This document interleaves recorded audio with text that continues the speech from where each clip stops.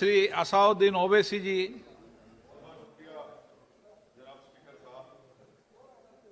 Sir, मैं इस bill की मुखालिफत में खड़ा हूं और इसलिए खड़ा हूं क्योंकि मेरा एक पार्टी का कंसिस्टेंट पोजीशन है कि जब इस हुकूमत ने दफा 370 को अपनी ब्रूट मेजॉरिटी की ताकत की बुनियाद पर अनकॉन्स्टिट्यूशनल तरीके से उसको ख़त्म किया, मैंने उस वक्त कहा था कि कॉन्स्टिट्यूशनल ब्रीच है और मेरा ये कंटिन्यूस मौक़िफ़ है।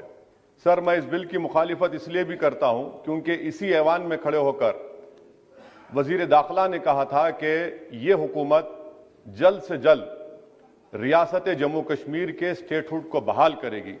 आज आप उस अपने वादे से मुनहरिफ हो रहे हैं क्योंकि जब आप जम्मू कश्मीर केडर को एमगुट में मिला रहे हैं तो इससे आपकी नीयत का साफ इजहार होता है कि आपने जो उस ऐवान को उस वक्त वादा किया था कि जम्मू कश्मीर की दोबारा रियासत को बहाल किया जाएगा, वो सच्चाई पर मुबनी नहीं था, वो सिर्फ महज अल्फाज थे या जुमले थे। तीसरी बात यह है कि सर, एक ऐसी रियासत जहां पर मुसलमान तनासुब में ज्यादा हैं मगर पहले से अफसरशाही में उनका तनासुब बहुत कम था। मैं आपका आदाद शुमार आपके सामने रखता हूं सर। 24 सेक्रेटरी के पोस्ट हैं जिसमें से सिर्फ 5 कश्मीरी मुसलमान हैं। 58 IAS के पोस्ट में सिर्फ 12 मुसलमान हैं, यानी 17.24। 2011 की मरदमशुमारी के मुताबिक सर जम्मू कश्मीर में 68.31 मुसलमानों की आबादी है और 28% हमारे हिंदू भाइयों की आबादी है। मगर अगर आप देखेंगे टायर 2 में सर दूसरे दर्जे के 523 इंतजामी अफसरान, जिसे कश्मीरी एडमिनिस्ट्रेटिव ऑफिसर सर्विस कहते हैं, 220 यानी 523 में सिर्फ 220 यानी 42.6 कश्मीरी मुसलमान हैं। IPS में आ जाइए सर, 66 पोस्ट हैं जिसमें से सिर्फ 7 मुसलमान हैं। दूसरे दर्जे के अफसरान में 248 में 108 यानी 43.54% मुसलमान हैं। अब आप मुझे बताइए कि आप क्या करने जा रहे हैं।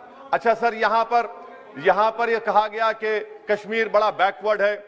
कश्मीर का खित्ता बैकवर्ड नहीं है, ये आपकी गलतफहमी है और आपके जो दिमाग में जो फीड किया गया है वो नफरत की बुनियाद पर। सच्चाई यह है कि इस खित्ते में गुर्बत की सतह से नीचे का तनासुब 10.31 है और पूरे भारत में 21.92 है। मैं सरकार से जानना चाहता हूं कि आखिर आप कश्मीर की रियासत के स्टेटहुड को बहाल करेंगे, नहीं करेंगे। चौथा बात यह कि आपकी गलत फैसले की बुनियाद पर दूसरे ऐवान में एक भी कश्मीरी रुकने पार्लियामान नहीं है। यह हमारे मुल्क की, भारत की तारीख में तीसरी मरतबा ऐसा हुआ है। मेरा चौथा सवाल हुकूमत से यह है कि हम ये कहते हैं, ये आपका मानना सही है कि हमारे मुल्क में बाहर के दीगर ममालिक को मदाखलत करने की कोई जरूरत नहीं है, मगर आप उनको लेकर गए ना। आप तो यूरोपियन पार्लियामेंट के लोगों को लेकर गए। अब तीसरी मरतबा आप यूरोप के सफीरों को 16 फरवरी को खबर है कि आप लेकर जा रहे हैं। आखिर ये FDI नहीं है, क्यों यूरोप के लोग कश्मीर जाएंगे? आप एक ऑल पार्टी मीटिंग लेकर जाइए ना डेलीगेशन को। आप यूरोप के डेलीगेशन को कश्मीर लेकर जा रहे हैं, क्या आप चाह रहे हैं मदाखलत करना? इसको इंटरनेशनलाइज आप कर रहे हैं। मैं वजीर दाखिला से पूछना चाहता हूं सर कि आखिर कितने बच्चे कश्मीर के आगरा की जेल में, बरेली की जेल में, अंबेडकर नगर की जेल में है? मैं आपको एग्जाम्पल दे रहा हूं, खत्म कर रहा हूं स्पीकर साहब, कि बिलाल अहमद एक कुपवारा का बच्चा है, अमर सिंह कॉलेज श्रीनगर का है, 1600 किलोमीटर दूर श्रीनगर से जेल में है। उसके वालिद ने 25,000 रुपये की अपनी गाय को बेचकर गया, हाईकोर्ट में गया, हाईकोर्ट ने फैसला दिया कि उस बच्चे को श्रीनगर ट्रांसफर करो, एग्जाम लिखाओ। आप उसको नहीं मानते। एक और फैयाज है बरेली के जेल में, इसको आपने बरेली के जेल में डाल दिया। उसके वालिद ने 35,000 रुपया का कर्जा लेकर गया। अब बताइए आप, नवीद है बारामुल्ले का, कहां से ये अपनी जमीन बेचकर उसके वालिद गए। आखिर कितने बच्चे PSA के तहत जेल में हैं?